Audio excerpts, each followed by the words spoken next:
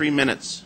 I'd like to say that I like Councillor Layton's idea about timing, because there are people all over City Hall right now that have been waiting all day, and I think it's really unfair that someone that was just in the bathroom. All over. Right. Anyway. Go ahead. Yeah, okay. Thank you very much for having me here today, for inviting us here. It's wonderful to see so many taxpayers in the building today and so many Torontonians that care about our city services. My name is Jennifer Arango. I'm from the Toronto Women's City Alliance, and we represent the diverse needs of women and girls across the city in different communities. We focus on the audibility and the visibility of women and girls here at City Hall.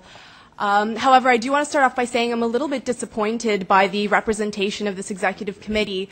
Mayor, out of 13 councillors, I'm surprised that you could only choose 2 women to sit on your committee. It's not representative of council, and it's not representative of the city of Toronto, where women represent 52% of the population. I just want to start off with that. Mr. Mayor, I have a point of order. You can stop her clock. I have a point of order. Hold on a second. Yes, your point of order, yes. You can, if you stop her clock on my point of order. Mr. Mayor, I believe that the deputies have to speak to the item that's on the agenda, so I would ask that you counsel the deputy to stay on top. And I would like some respect from the committee, Mr. Chair, please. I believe I'm...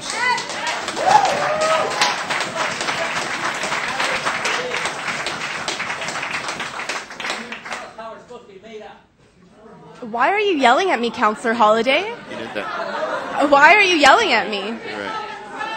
Right. Okay. Continue. Go on. You got 3 minutes. Go. Respect for the deputies this morning? Anyway, I'm here to respond to the opportunities in the KPMG report. Yes, I am here, Councillor Holiday, to talk about that, as well as address Mayor Ford's interview at CP24 last week. Point of order. Point of order, yes. Yeah, Councillor Mamalita, yeah. Councillor Denzelman and Wong suggested that, and properly so, that there are rules that people do need to adhere to. One of them is to stick to the point of what we're here for.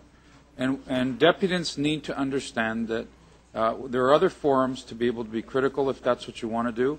But if you want to be critical to the point that we're here today with, which is the KPMG report and the review that we're undertaking, then that would be appropriate, Mr. Mayor. Anything else has to be cut off, and if they continue to do it, then maybe they shouldn't be here.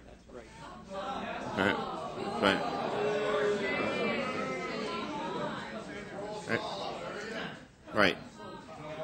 I am here to talk about the point of order, and I believe that I have every right to... I'm going to continue your time. Okay, carry on. You got... Thank you. In your interview last week, Mayor, you mentioned that one of the top 3 concerns for Torontonians is safety, and I have to completely agree with you. However, safety doesn't only mean policing, especially when we're fortunate enough to live in a city and a country where crime rates are constantly declining. Instead, think of how cutting late-night bus routes has affected and may soon affect even more residents of the Toronto suburbs. Just recently, I spoke with a young woman in Scarborough who says she has to wait 45 minutes for her bus late at night on her way home from school or work. Do you think that these policies are creating a safe city for her and other women who need to take transit in the suburbs? By shutting down Transit City and making subsequent cuts to bus routes, you're further isolating the people who you say have been ignored at City Hall. It is the suburbs who will be most affected by these cuts to our TTC, and it is the women in the suburbs who will experience the brunt of those cuts. Safe cities are created by investing in public libraries, community programs, public transit, and an infrastructure that allows for both vehicles and cyclists to share the road. Safe cities are created by thoughtful planning that incorporates values of access, equity, and human rights. These are values that should transcend postal codes. I refuse to pit my public services against each other. I refuse to polarize my city. Everyone deserves equitable access to public transit and libraries and community programs, whether we live in the suburbs or in downtown. I'm sorry, I obviously don't have enough time because of the commotion caused by city. Time's up. Councillor Perks, you got 2 minutes. Ask questions. So I was wondering if you were talking about some of the services the city delivers that contribute to not only safety but your sense of safety. Are there others that you didn't have time to mention? Yes, such as meaningful employment, security and quality. Meaningful employment creates security and quality of life, as has been mentioned already, provides workers with the ability to provide for their family. The community partnership and investment program helps create a more equitable and accessible city, such as some of that money goes to the organization that I represent, where we engage with women all over the city to engage in the municipal process so that we one day will see more women, diverse women, sitting here alongside all of you.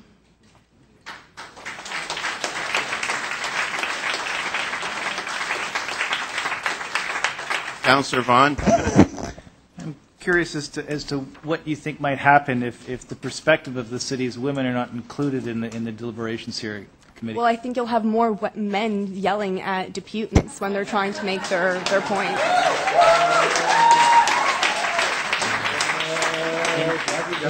In terms of the provision of service, do you detect that there is a bias that perhaps makes life more difficult for in particular, mothers and young children with some of the service cuts that are being proposed? Absolutely. We promote gender mainstreaming, which means that when you're creating policies, you need to keep the diversity of your constituents, of your residents in mind. And for example, when you don't provide childcare in a situation like this, it really makes deputing and coming to City Hall and staying here for 10 hours a lot more difficult if you're a single mother or if you're a single father as well.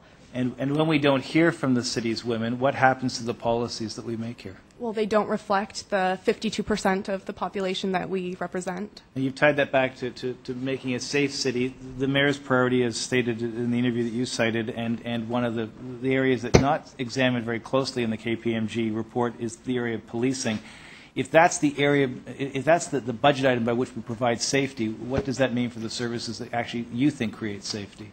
Well, I think, and everybody knows that every year the city has provided a budget increase to police services while crime rates have been falling down. Instead, I think we should be putting that money into other services like community services so that we do see savings in public health, savings in police services. I think that's just one suggestion where I know everyone's asking for suggestions on where we can save money. I also believe we should bring back the vehicle registration tax. We should increase property taxes. We should absolutely leverage money from the other levels of government. We should ask for a 1% Thank you very much. 1% That's sales your 2 minutes tax. time. And all of, as Councillor well Davis, as you have decreasing the police budget, all of this will right. definitely help our You just deficit. take it away from- it's all right. So you're aware that the access and equity policy and staffing are in the KPMG report that's before us.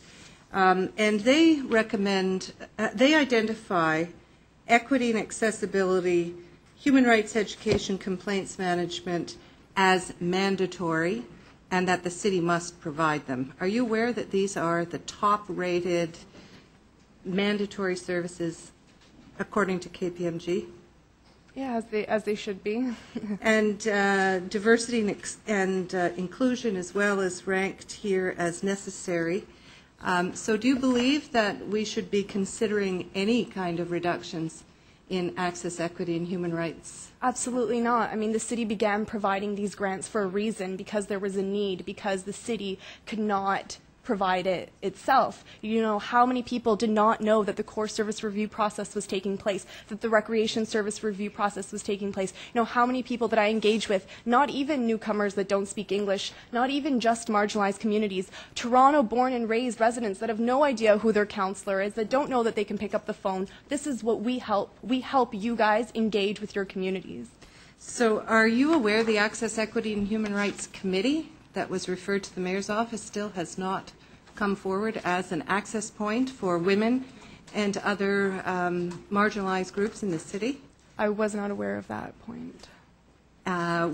Would you like to see there reestablish the Access, Equity, and Human Rights Committee at the City of Toronto? Absolutely. As part of our governance structure, which Absolutely. is also... Well, we would like to see a women's equalities office at City Hall. That's our main goal. Okay, thank you very much. Thank you. Thank you.